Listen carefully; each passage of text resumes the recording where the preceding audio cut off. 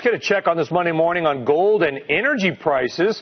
Joining us now to talk gold, Peter Schiff, CEO of Euro Pacific Capital, and on oil and gas, we've got Matt Smith from Schneider Electric. Peter, first to you, because you and I have spoken many times in the past. Thanks for getting up early for us.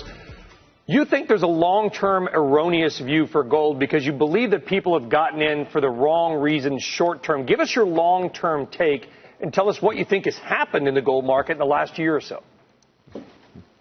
Sure. Well, I think recently a lot of shorts have come into the market. A lot of speculative longs have exited based on three false narratives. One is that the U.S. economic recovery is gathering momentum. I think the reverse is true. I think we're relapsing back into recession. In fact, I think a more honest read of the GDP or reporting by the government would reveal that the Great Recession never ended. Number two, a lot of people believe the Fed is getting ready to taper off on its quantitative easing. I think it's the opposite. I think the Fed is really preparing to increase the monthly size of QE. And then three, people say that inflation is not a concern. In fact, I think it's a big problem, and I think it's going to get a lot worse. And I think when the speculators realize how wrong they have it, and when they try to reverse those positions, I think a lot of the gold that they sold on the way down is not going to be available for sale on the way up, and I think you're going to get a huge spike in prices. There's been a huge call for inflation the last few years that really hasn't materialized, of course, unless you're talking about things like health care and college educations. Everybody knows inflation exists there. But if we actually get, let's say, as the government measures it, and I kind of agree with you on this point, Peter, real inflation, 3.5%, 4%, what is that going to mean for the price of gold? Well, I think it's going to go a lot higher. But, you look at the GDP numbers that they just reported last week for the second quarter. The only way they got 1.7% growth, which, by the way, by the time they revise it down, it'll probably be closer to zero. But they assumed that annualized inflation was running at just 0.7%. Now, I don't know how anybody can come on this network and believe that that number is any way credible. There is no way inflation is that low. So there's no way growth is as high as 1.7.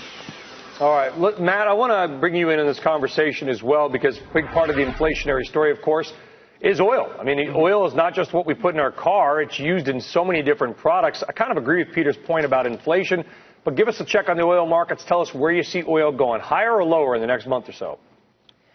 In the next month or so, I expect we'll probably go up and test $110. That was the high of last year.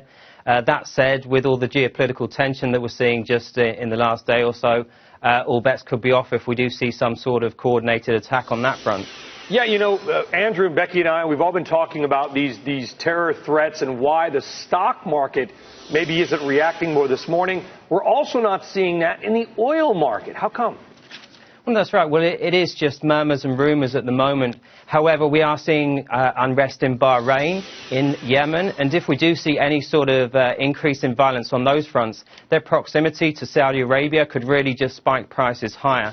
That said, I don't want to be sort of scaremongering or anything because all the while, when nothing's really happening, there's no real concern immediately. Well, I don't think you're scaremongering, Matt. I mean, what did the government say? It's the highest level of, quote, chatter among some of these terror channels that they've seen since 9/11. So, Peter, just the last question to you. How much do you think about things like this? I mean, you read the stories, obviously, the last few days. You wake up on a Monday morning. Does it change the way you invest? No, I'm looking at the big picture. You guys were talking just before I came on about, who's going to replace Ben Bernanke? Is it going to be Yellen? Is it going to be Summers? I mean, to me, it's like asking people, how they prefer to be executed, by the guillotine or by the firing squad. We might as well make A-Rod the new Fed chairman because he's got a lot of experience with artificial stimulants. So I'm focusing on that. And if you look at the big picture, oil prices, gold prices are going a lot higher because we're going to print a lot more money. Money's going to lose value. The price of everything is going to go up. So would you suspend Bernanke or give him a lifetime ban, Peter? Well, I think that Ben Bernanke is, let Alan Greenspan off the hook. Because I used to think he was the worst Fed chairman ever until Bernanke came and outdid him. Maybe he's looking for his successor to return the favor. I don't know.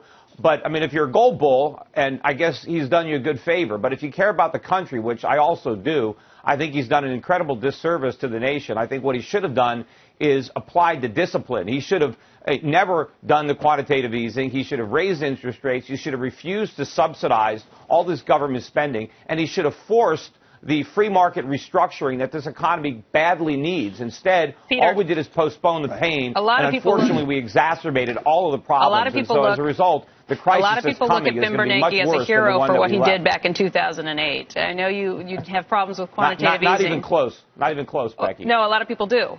History is not going to look kindly on Ben Bernanke. Do you think he should have done nothing in 2008? No, I think he should have. I think he should have done the right thing. He should have taken away the punch bowl. He should have recognized the problems of Alan Greenspan, which was money was too cheap, interest rates were too low for too long, the Fed was too big a backdrop. The Greenspan put, because of the Fed, there was so much risk-taking on Wall Street. There was too much borrowing, too much spending on Main Street, all because the Fed kept interest rates too low for political purposes. Look, just Peter, like so I can understand the debate over QE. He wanted to hit more home runs. Peter, I can understand the debate over QE, but I can't understand the debate over 2008. I'm sorry that we're going to, unfortunately, got to leave it there. But you still don't understand the problem. That's why. Well, we're going to try to. Sounds like we got the makings of a future segment. So, Peter Schiff, thank you, Matt Smith, thank you both very much.